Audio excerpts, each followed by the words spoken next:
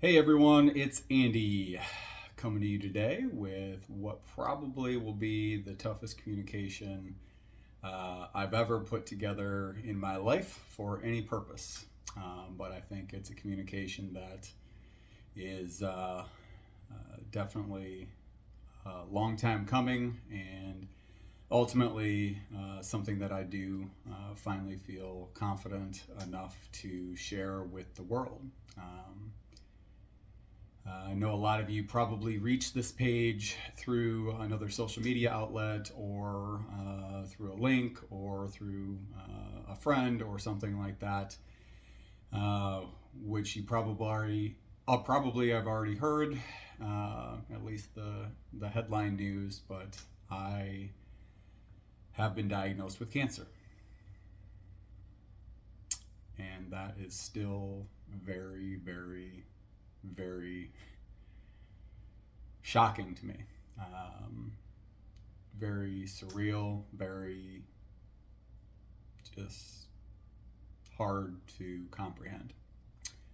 Um, this video here today really is to kind of document my journey and kind of give the full scope for anybody that wants to know kind of the full scope and full journey of everything that's been happening honestly for about a year now, and I just want to be able to give that story. So here we go. um, I guess first and foremost is that I do have cancer. My cancer is called cholangiocarcinoma or bile duct cancer. It is a cancer that is extremely rare, extremely aggressive, uh, to the point that only about 8,000 people a year in the United States get diagnosed with this. And out of those 8,000 individuals that do get diagnosed with this, most of the time, this cancer is caught generally when it is stage 3 or stage 4, which gives very limited options, very limited course of action to really have a substantial difference in the patient's life. And for about 3 weeks, once I was first diagnosed back on June 12th of this year, um, my wife, my family that did know, uh, had to sit here and just wonder and worry, and we're just engulfed with not knowing what my outcome or what my options or what my opportunities were really for this disease, because I only knew that I had a very rare and aggressive form of cancer. I did not know my staging. I did not know if it had spread. Did not know anything else really about what this cancer was or what it entailed, or what really my future would look like. So, why don't we go ahead and kind of take a little step back and go back through this journey and kind of how it got to where we sit today? So, um, I guess we'll start. It was probably early to mid September of 2023, and you know, um, getting the kids back to school and everything like that, kind of going through my daily routines, and just started to continuously notice that my energy levels were dropping. I was having pretty consistent fatigue. I was having just days where I just physically could not get out of bed. I was definitely having some signs of, stomach issues.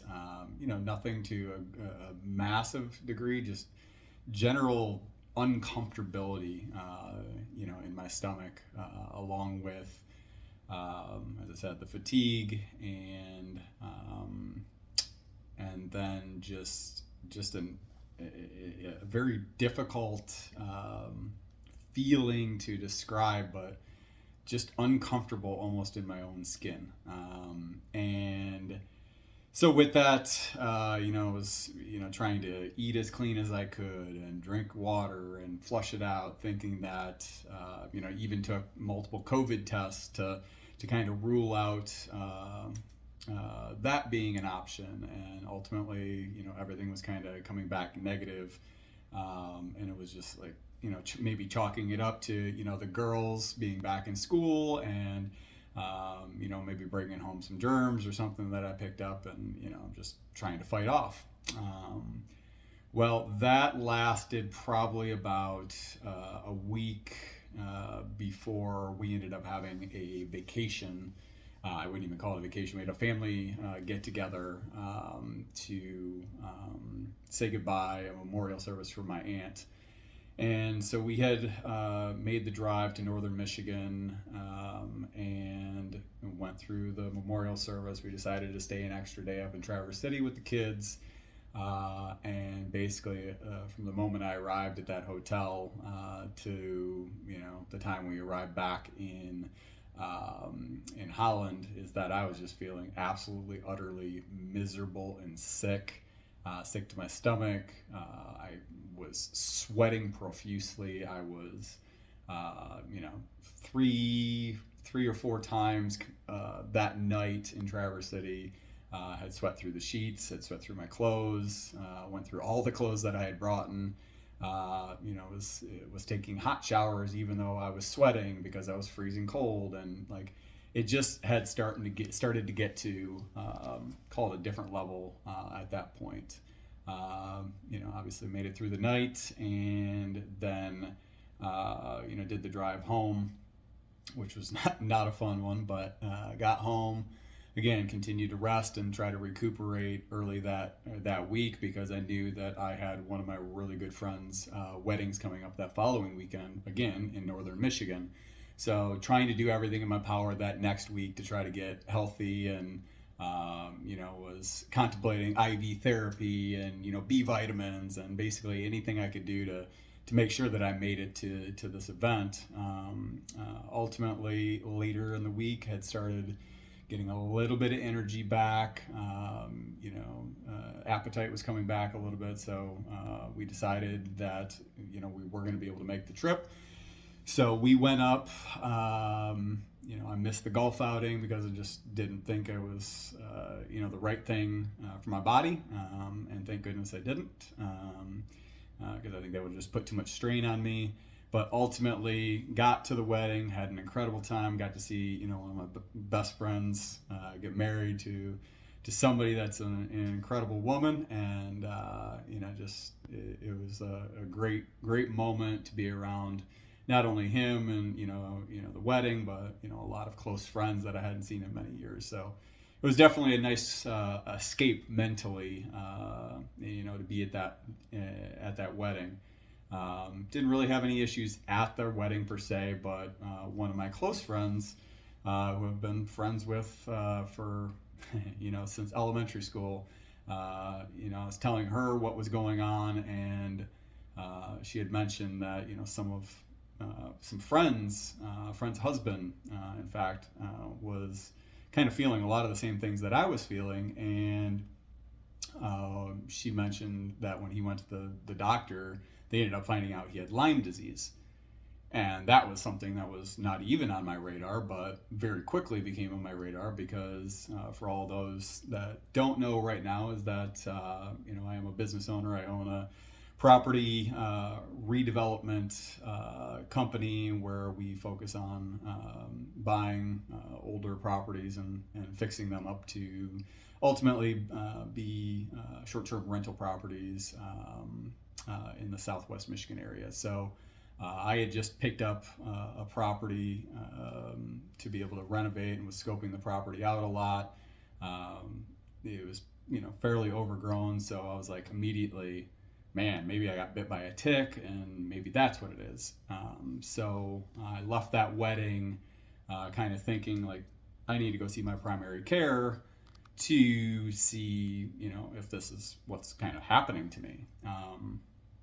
And Before I got that chance, the following morning I woke up feeling pretty bad, and then progressively got worse throughout our drive home, to the point where I had to pull over and was throwing up on the side of the road. Had Joanne take over driving, which for those that know, I don't let anybody else drive. I drive.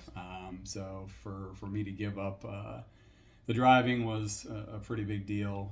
But I was curled up in the fetal position basically the entire ride home. To which immediately upon getting home went to the ER. Because the pain that I was experiencing, it was more specified and very specific in the upper right portion underneath my rib cage, and it was a pain I have never in my life experienced. Beyond 10 out of 10, 10 plus out of 10. I've dealt with a lot of pain in life with football injuries and things like that, but nothing has ever compared to this. So upon getting to the hospital, they checked me in, kind of went through all this stuff. They did some ultrasounds and different other things, and to immediately try to calm down some of that pain, they had given me a dosage of hydromorphine. And for those that know medicine a little bit, hydromorphine is very, very potent. And that definitely did have some impact on my pain levels, but certainly did not take the pain completely away. I was probably still a 5 out of 10, a couple hours after. I believe I had gotten another dose of that later in the day, or later in the evening, after they had run the tests, which then it continued to dissipate, which was great.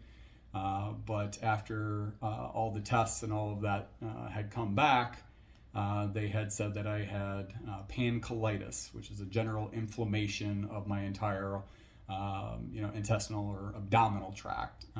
So just experiencing tons of inflammation, causing the pain that I was experiencing. All completely made sense. But at the same time, there was also that, nagging notion in my head of what my friend had said about the Lyme disease. So one thing I did notice is that I did have a bullseye mark on my upper right thigh area. And I showed that to the doctors, and they did end up running the Lyme disease test. And sure enough, I was positive for Lyme disease. So with all of that kind of coming out at once, it kind of all made sense. It was like, okay, the Lyme disease is what's been causing all this. Like, thank goodness we've got an answer. There's a solution. So I got on, I think they originally suggested 2 weeks of antibiotics, which I was on. I asked my primary care to go 3 weeks, which was after doing some research in the medical journals. They had suggested 2 to 3 weeks. I said, just to knock this out, and knowing that I definitely caught this on the earlier side because I was still experiencing all the symptoms from the Lyme disease. Let's try to nip this in the bud and, eradicate this as much as possible. So I did that and was released from the hospital. Was on my, all those medications for probably, as I said, 3 weeks.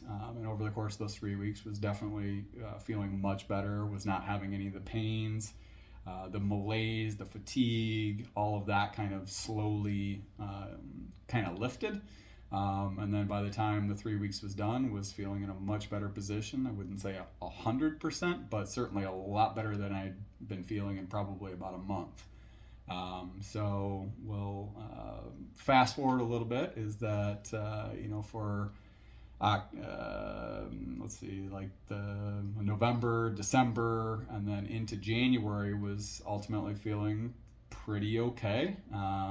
Pretty, going upon my life, living, doing my thing, working. And then the one big thing that kind of started changing, which was I can't really pinpoint it, it's probably late January or early February, I started getting really excessive itching in my midsection, which was really weird. Like, and this is not itching like you got a mosquito bite. This is not itching like, oh, you've got just, a rash, or, you touched something.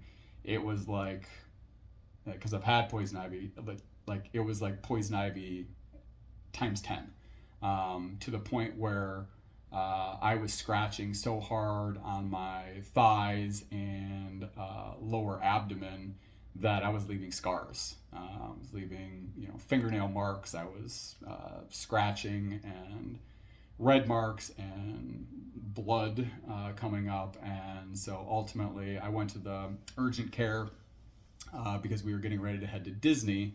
I was like, I can't be dealing with this, going to Disney with the kids in the hot and all of that. So I went to urgent care. They had said that I had a yeast infection, which, again, looking back on it now, I'm like, man, it's the signs and symptoms were there, but again, you never know who you're going to get, when you're going to get them, and for what it is, they prescribed me some creams and some powders, in which I, cortisone creams and stuff like that, which I began taking applying, and that made, I guess, a little bit of a difference, as it should.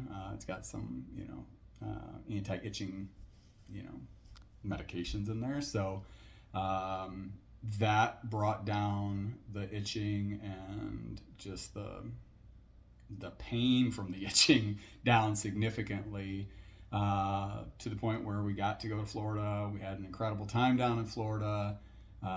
Tried to put it out of my mind as much as possible. And that was, I believe, in early March, late February, early March, that we went there. Again, we had a great time. Upon coming back, the itching was still present, and everything like that. But middle to late in the month, started noticing that pain coming back in my abdomen region, and it was right in the same spot, the upper right portion underneath my rib cage. This is now the second time that I'm experiencing this pain, so kind of knew what the drill potentially could be, but the pain was at a 5 or a 6 at that point. Something that I could deal with. I didn't want to make a big fuss out of, and ultimately, didn't really do anything with that for a couple weeks, or a week and a half. About a week and a half into experiencing that pain, I started noticing some very different symptoms than I had been experiencing the first time around, which was, started having a lot more of consistently having the night sweats, which were essentially cold sweats, where I would wake up completely drenched in sweat, have to change, but have to jump in the shower to warm up, because I would be almost convulsing, because I was so, freezing cold, but at the same time, my body, sweating. So that was a new change.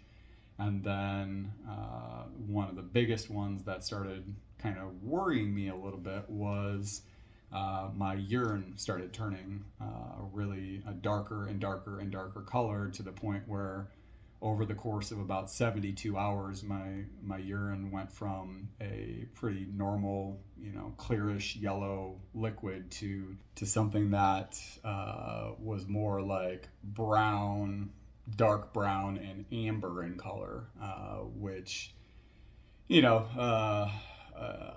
I kind of chalked up, hey, you've been sweating a lot. Hey, you need to drink more water. Let's get hydrated, and then let's see how that goes. Well, after, 24 hours goes by, 48 hours goes by, and then ultimately 72 hours goes by, and nothing has really changed. And then the morning of, call it hour 72, I had slept in a little bit. Joanne had made some food for me for breakfast, and I sat down at the breakfast table, mid-morning, and I had a hat on, similar to what I'm wearing right now. And she looked over at me and she goes, Andy, lift your hat up. And I said, okay. I lifted my hat up and she goes, your eyes are really yellow. And I was like, what? And so immediately got up from the table, went in to the bathroom to take a look in the mirror, and sure enough, my eyes were a deep, deep brownish yellow color that I'd never seen before, and honestly freaked me out to the point where immediately went back to the breakfast table, and I said, "Yep, that's it. We're going to the hospital." And so we, between the urine and my eyes turning yellow, obviously we knew something was going wrong, or something was wrong. And thank goodness we did decide to go to the hospital, because when I did show up to the hospital, they started running all of my metabolic panels and liver enzyme tests and basically everything, the full, metabolic blood tests and panels. And upon those coming back, they very quickly realized that my liver function was not performing anywhere close to optimally. And my liver enzyme numbers were my bilirubin levels were 7 times the normalized range.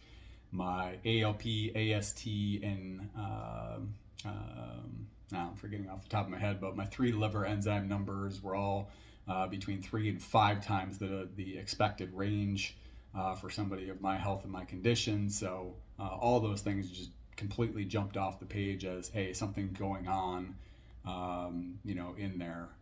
So they had run some more ultrasounds. I had an MRI, an MRCP done at Holland Hospital. And when those results came back, they realized there was some type of obstruction happening in and around my gallbladder.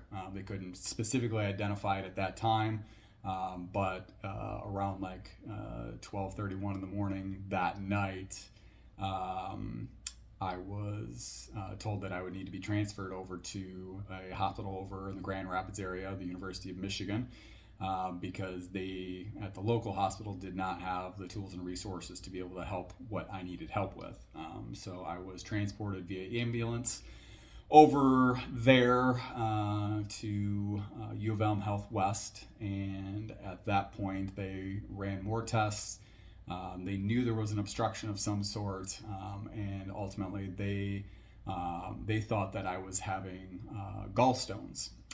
So because they couldn't specifically identify it, but they knew there was something in and around my gallbladder.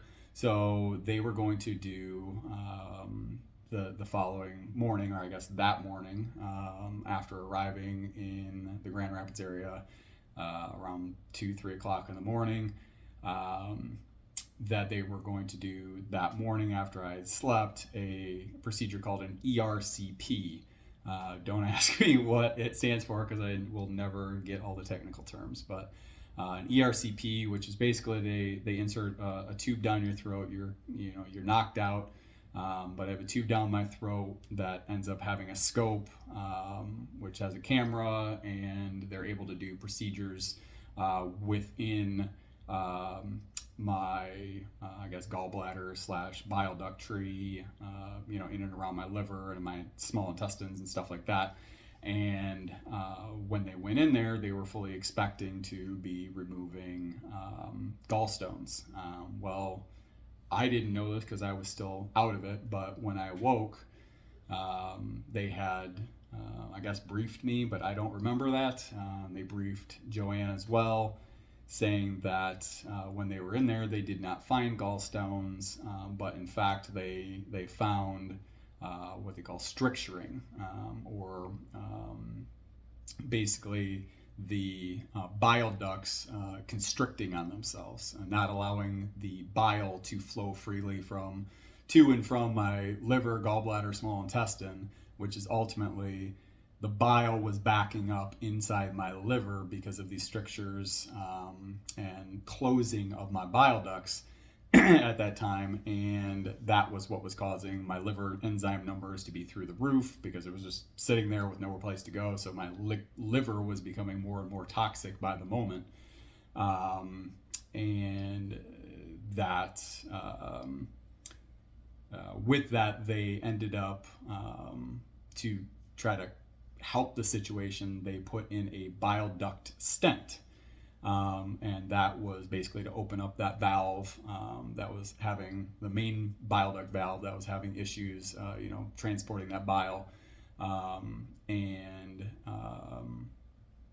That certainly did help from a long-term perspective, but going back a little bit to what they had mentioned to Joanne, they mentioned that they had put the stent in, but they had mentioned that they did, upon seeing the imagery and seeing,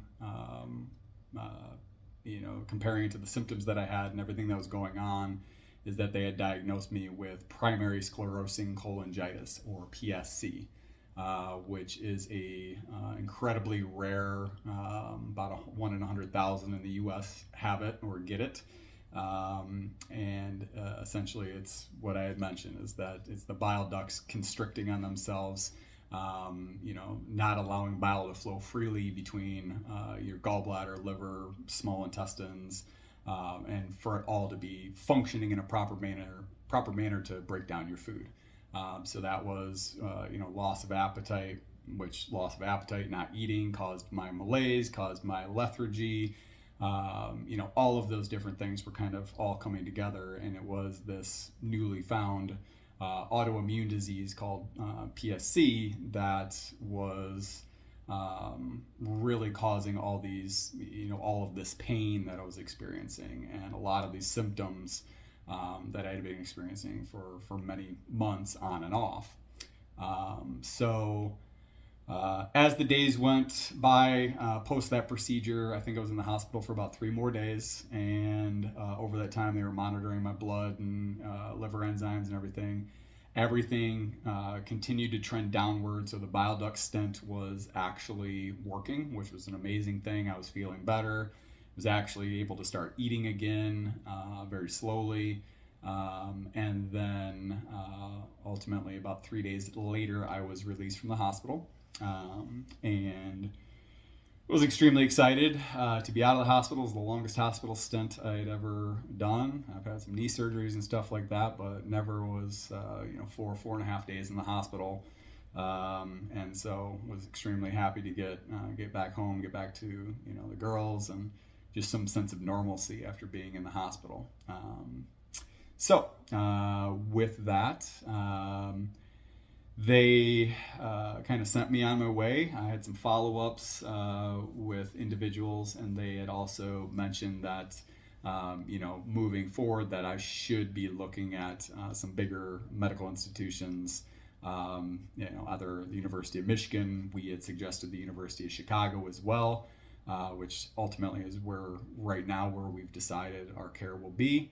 But I started seeing, I had some intake interviews or intake appointments with the University of Chicago about a month after all this happened, to kind of learn more and get the diagnosis from them as well, a second opinion, if you will. So went through all of that. Everything was going well. And then in late May, knowing that my bile duct stent is generally, they like to replace them about every 3 months, I knew I was coming up on that time frame.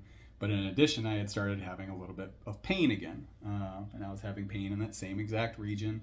It was very mild, but I was like, well, as soon as I feel this, I know my time's coming up for this bile duct stent to be replaced. Let's get something in the books. So, this was, late May, early June, right, I think after Memorial Weekend, and we got in the books for June 11th to have my bile duct stent replaced. And so went in for the procedure, which was what we were expecting to be kind of fairly routine, in and out. which it was. The bile duct stent was fully intact. The first one, they went in, precautionary, obviously. They replaced it, put a fresh one in there. Everything went very smoothly. They did the same type of procedures, which the first time around they did something called cyto brushings, which are essentially a way of them biopsying my bile ducts. So the way I think about it is like a baby bottle brush, like a little tiny brush that they kind of scrape the inside of my bile ducts. And the first time around that had come back negative, and then they did that same test on June 11th when I had the second bile duct stent placed, and the following day, June 12th, I was sitting at a stoplight and got an alert. I think it's HIPAA. They have to release all the medical information like instantaneously, even if the doctors have seen it or not. And I opened it up almost as an anomaly, this email at a stoplight, and totally basically just wanting to clear my head or clear my notifications. And I opened it, and it was the most devastating, scary, lonely moment of my life. And it read positive for malignant cells. And I kind of went blank. Thank goodness, I had the mental fortitude somehow to the light turned green, and I pulled over immediately to the side of the road. I turned my hazards on and just looked at it again and again and again and again, probably for 5 minutes, just slamming my hands on the steering wheels, yelling and screaming and saying, no way, no way, no way, like this isn't possible. Like it didn't seem real. There was no way. Like I just was diagnosed with, something, and now they're saying I have cancer. Like this doesn't make sense. Like something's got to be off here. And then obviously I haven't talked to a doctor. I haven't talked to anybody about this. I just got the information, which, by the way, sucks. But immediately got on the phone with my care team, which unfortunately my doctor was on PTO.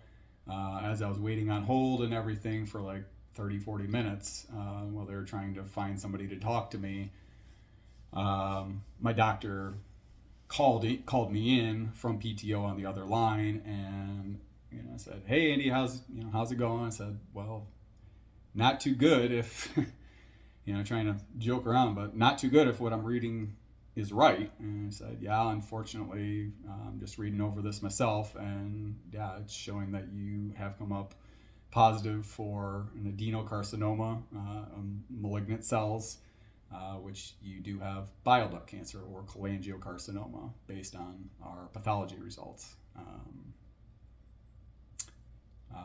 At this point, I was probably about a half an hour away from home, just completely devastated at that moment. Just surreal. Didn't know what my life entailed. At that moment or moving forward, or like how could this be? How am I going to tell my wife? How am I going to tell my kids? How am I going to tell my family? Like, just immediately trying to understand this. And then I did what nobody should ever do, is Google. And I needed some information because I hadn't even heard of what this really was. And then it really hit the fan.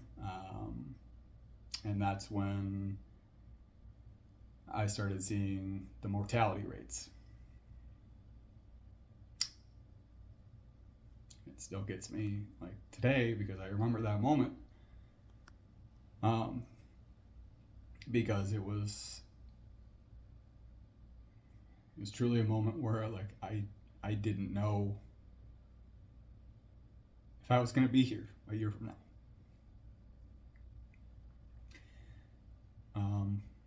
And the reason I say that is because, the statistics that I was reading right off the bat were that the survivability rate from a 5-year post-diagnosis perspective was between 0 and 2%. And I know I know I can beat all odds. I'm a very positive person, but like when you're staring in the face somebody telling you that 5 years from now you stand a 0 to 2% chance of living, it hits you. It hits you hard.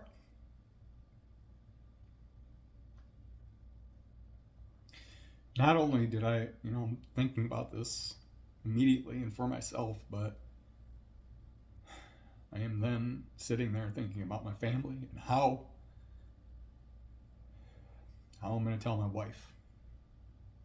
How can I possibly explain this with a positive spin?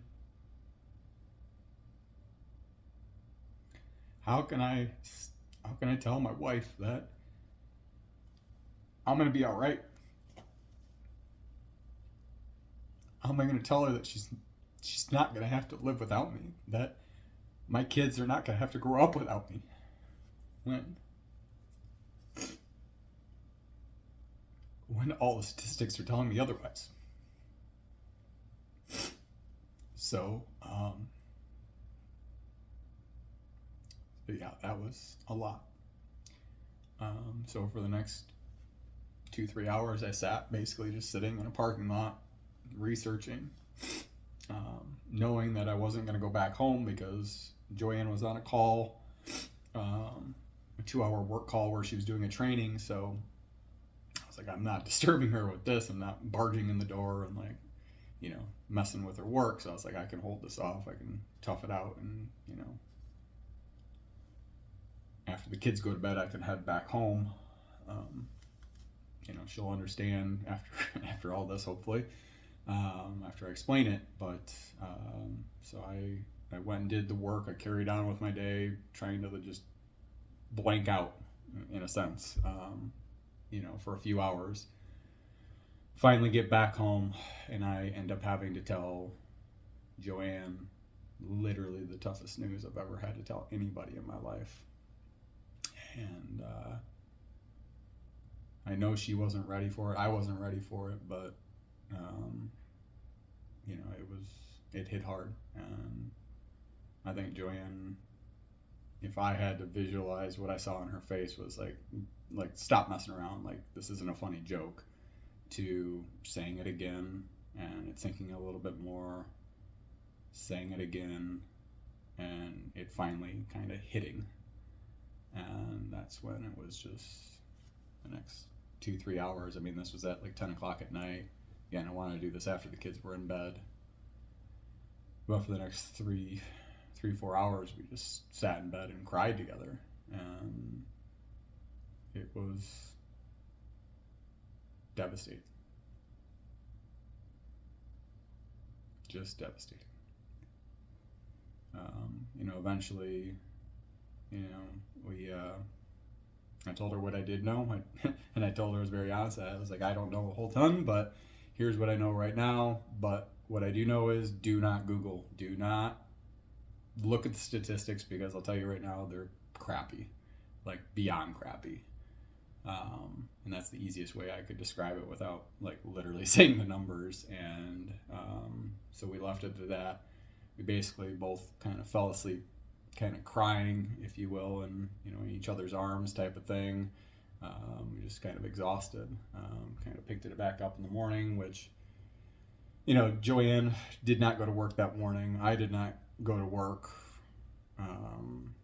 Joanne took multiple days off. I was just trying to find out any information I had, and then it just kind of transpired into finally talking more with the doctors and starting to get appointments set up in the ensuing days and weeks after. But as we sat there, I had zero understanding at that point of my staging, of like was this real? Like, how could I be, how could I have cancer? I just, like, they just did the same exact test 3 months before, and it was negative. Like, come to find out, it's like maybe they did the brushings in a different area of my bile duct compared to this time, and they found it. And like, there's a million different things that, after you've been diagnosed, you think about. But I mean, ultimately, there's a lot of just researching, thinking, wondering, and over the course of probably the next 3 weeks, as I was preparing or doing PET scans, CT scans, MRIs, procedures, blood tests, you name it. I was reading medical journals pretty much every single moment that I possibly could, staying away from Google as much as possible, but trying to read more of the hardcore, information directly from medical sources. And I learned a lot.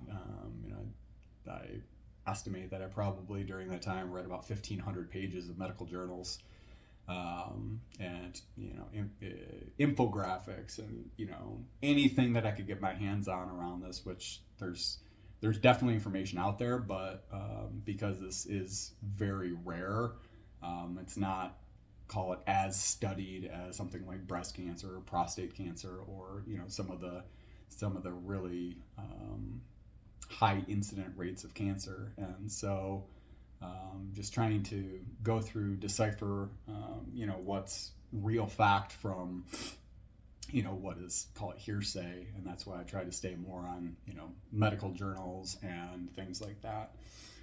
So after going through all the medical journals, honestly repeating so many times, ultimately got a lot more informed, realized that there definitely were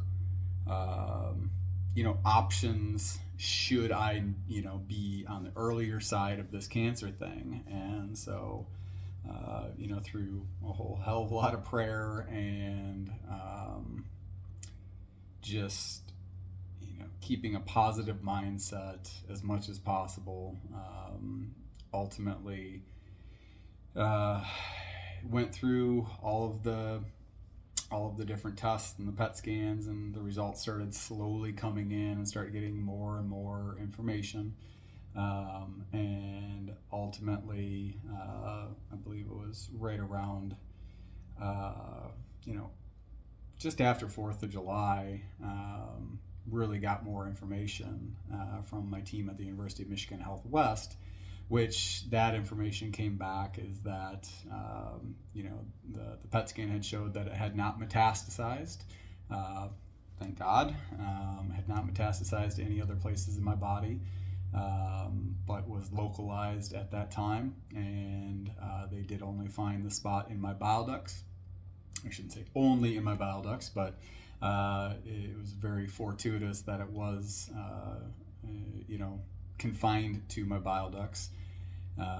And they had also done the testing and things like that, along with different procedures where they were able to physically see the cancer and the grouping of cells, and all of that, and the point at where it was, and all of these different things. So through all of these subtle details, it was all kind of coming together and creating this puzzle.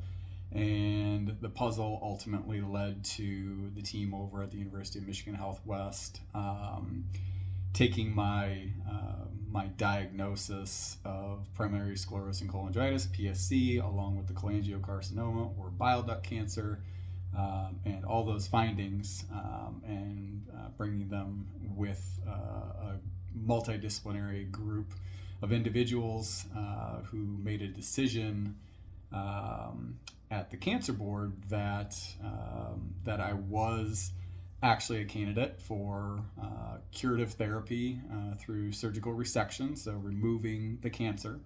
But at the same time, that was ultimately not the decision that they were going forward with. And the reason behind that really is the instance of the cancer returning once actually being cured or going into remission, and it also didn't solve the underlying condition that caused or believed to have caused the bile duct cancer, which is the primary sclerosing cholangitis, or PSC.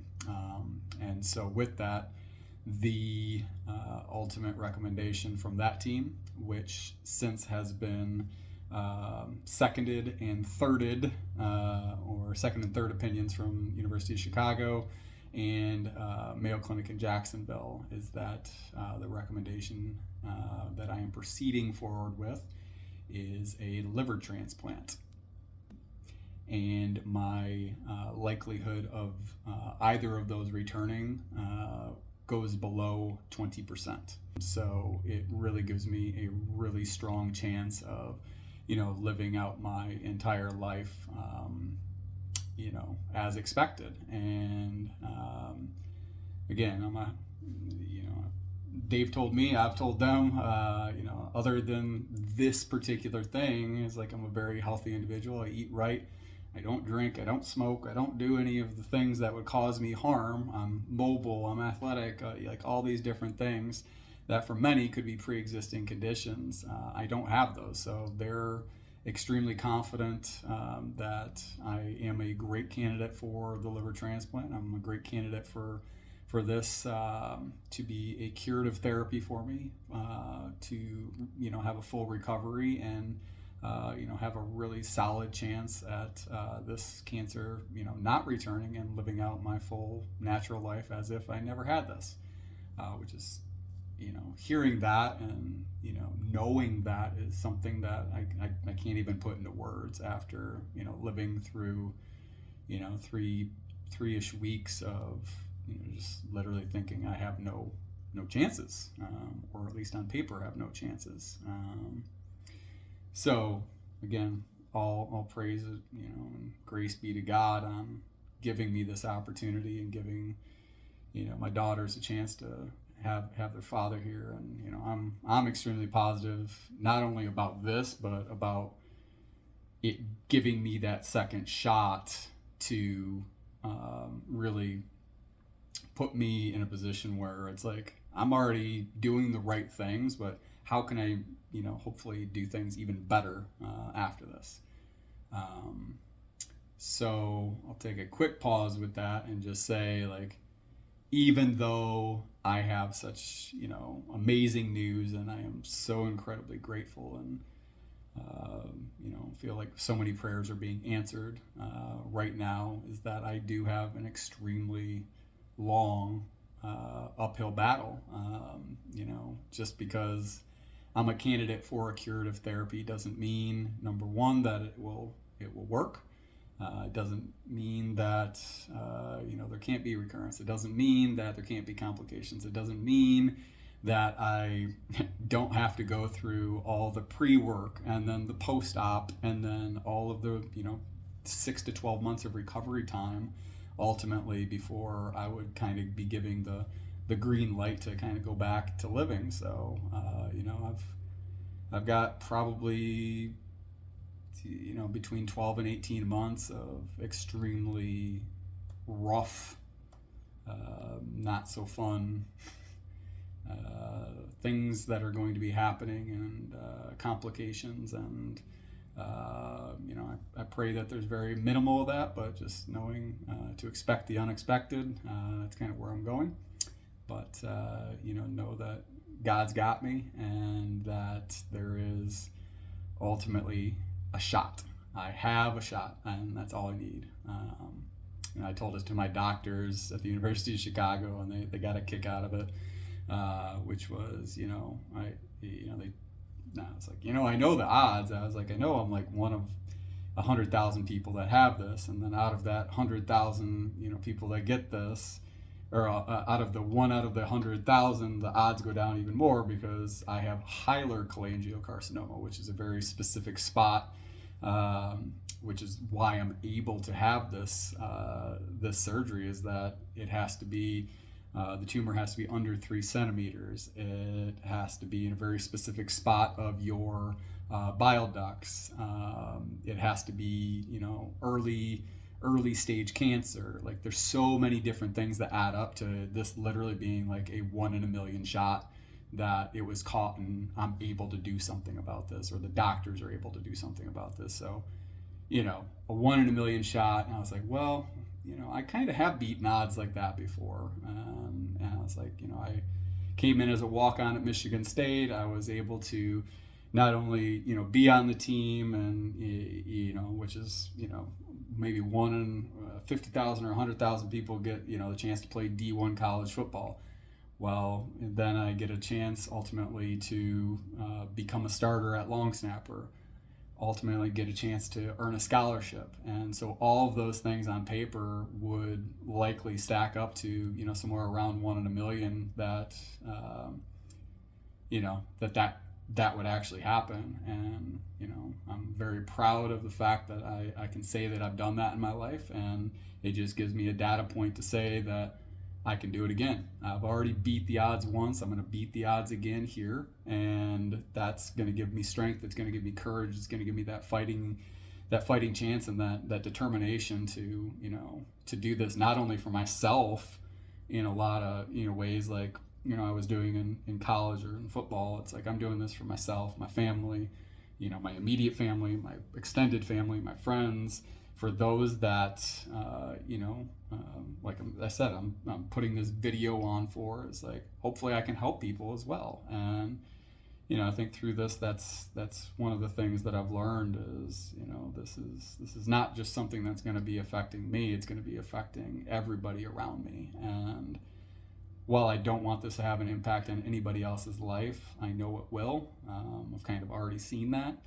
But I just want everybody to know that, I am a fighter, and I am going to fight this in my own unique way, and I'm going to do it with strength and determination, courage, a positive attitude, and hopefully a little bit of humor. And you'll probably see that through some of my Instagram pages or Instagram page and some of the things that I'll put out there as well. But really, I feel like I've been blessed beyond belief to,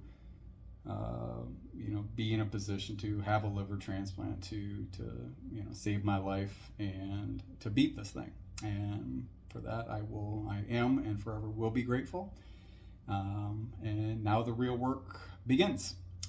And so the real work that's beginning is that as part of the protocol to have a liver transplant for this disease is that I will be on radiation and chemo for 5 weeks to kind of kill off as much of the cancer as possible, or stave off or stop the growth of the cancer, so it does not get to a point where my tumor is above 3 centimeters. Because if it does go above 3 centimeters, unfortunately, we have to find a way for it to get reduced back down, or I'm no longer a candidate for the surgery. So in essence, time is of the essence. So this will be hopefully fast and furious, but at the same time, it will also be something that will get me to a position that my hopes is that by early 2025 or earlier, I will have a new liver and I will be on my road to ultimate recovery. So now that we've kind of gone through everything from the diagnosis and where I'm at, and call it the good news that I have a chance at a curative, therapy that will, rid myself of this cancer and put me on a road to recovery. There are the preliminary steps that I need to go through, which are not fun, not easy, and extremely taxing, not only on my body, but on my mind. And so I think I had mentioned that I will be doing chemotherapy and radiation concurrently. So that will be a 5-week process that I begin August 12th, and I will be doing that at the University of Chicago. I have to have that done at the University of Chicago because local radiation oncology spots really do not treat this cancer because it is so rare.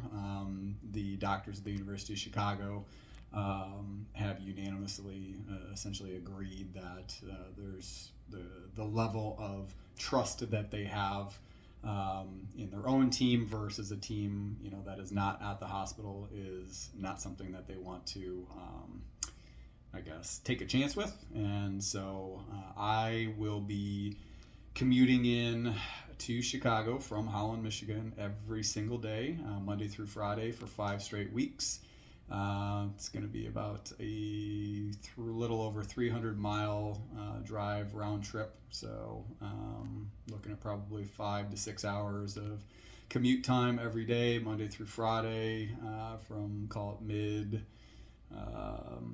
mid-August through end of September. And at the end of that time, I will have a 1-week break from the chemo radiation, and then I will just go on a lower dose chemotherapy pill that will go on indefinitely until my liver transplant. So I will have 2 weeks on and 1 week off of chemotherapy until a new liver is found for me, and that will be done. I won't have to be doing the commute anymore, but still will have appointments in Chicago. So after the 5 weeks of the chemo radiation, I will be doing some repeat tests. In fact, most all of the repeat tests. I will also have another ERCP where they will replace my bile duct stent for the 3rd time, where they will also get a visual of the cancer within my bile ducts. They'll do a lot of the same, procedures, tests, and everything like that, in addition to MRI, CT scans, PET scans, all of that type of stuff that they've already done, just to kind of restage me and understand, did the chemo radiation have an impact on the cancer as it sat back in June. And so we'll be awaiting those numbers. It's not going to be easy to, number one, have the chemo radiation. Is going to be extremely taxing my body, from my understanding. A lot of people are advising me especially my doctors, not to do the drive or the commute in every day. But I think it's the lesser of many evils to do that versus either having to get an Airbnb, a hotel, a million other things, in Chicago, which would ultimately mean I'm away from my family for 5 days a week, and kind of living on my own. And I didn't want to do that. So my option for as long as I can take it, hopefully it's through fruition, is that I will be doing the 300-mile commute, which will probably total 8,000-ish miles over that 5 weeks that I'll be driving down, and a whole lot of hours, hundreds and hundreds of hours, either in treatment or traveling to treatment. So tall task ahead of me, but as I said, it's going to give me the chance to still be around my family and have some sense of normalcy in a very ambiguous situation that I'm in right now. So while I'm not excited about going through all that, I am excited to be able to be back home, sleep in my own bed, do all that type of stuff. I'm excited that I have the opportunity to even be in this position. And so all of that being said, I will be starting August 12th. I'll finish up somewhere mid-September and then have the repeat procedures, followed by a more finite third opinion, or I guess third option, even though as of right now I am proceeding forward the University of Chicago, both for my radiation and chemo.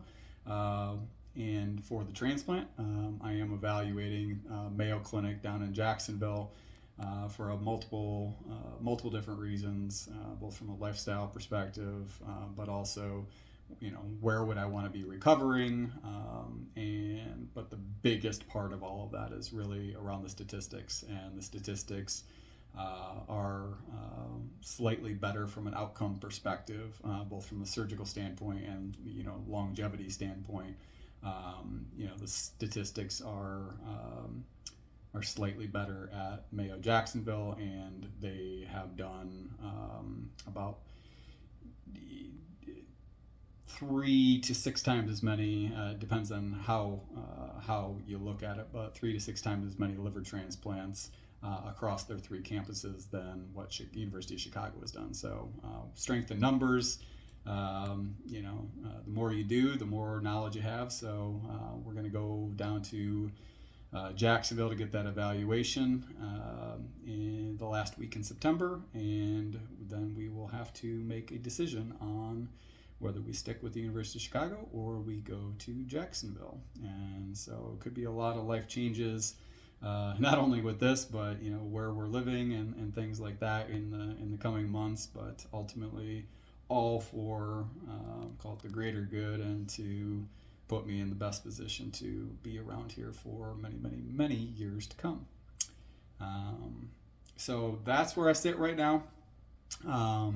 If you made it all the way to the end, I thank you. I thank you for listening to my story. Hopefully it informs you, it gives you a better sense of kind of what I've been going through. And if you haven't heard from me for a while, you'll probably now know why. But on top of that, I just really hope that you are able to get something out of this, and that you're able to send a prayer my way, a positive thought my way, anything that could help me in this journey, I would appreciate. And I always appreciate just a simple check-in, or a simple call, or a simple text message. I may not be able to get to you immediately, but just knowing that I have people in my corner really is something that I think will be extremely helpful for me. So I thank everybody in advance for anything and everything that they do for me and for my family over the coming weeks, months, years. And ultimately, I think this channel is going to be that opportunity to get more updates from me. I'm hoping to be able to share, call it weekly, or big news updates that come up, and this will be the forum I can do that, along with the Instagram page that has the same channel name as this, which is the Journey _HCCA for hilar cholangiocarcinoma. That's the acronym HCCA. And so between these 2 channels, I'll share both long form and short form information to try to give you a better instance, or a better understanding of not only the disease, but my journey and kind of what's been going on. So with that, I'll send off and I'll say thank you. I appreciate you. I appreciate everybody's thoughts, prayers, and just know that I'm positive. Stay positive for me, and send prayers to the big man upstairs for me, and I would greatly appreciate it. Have a wonderful one.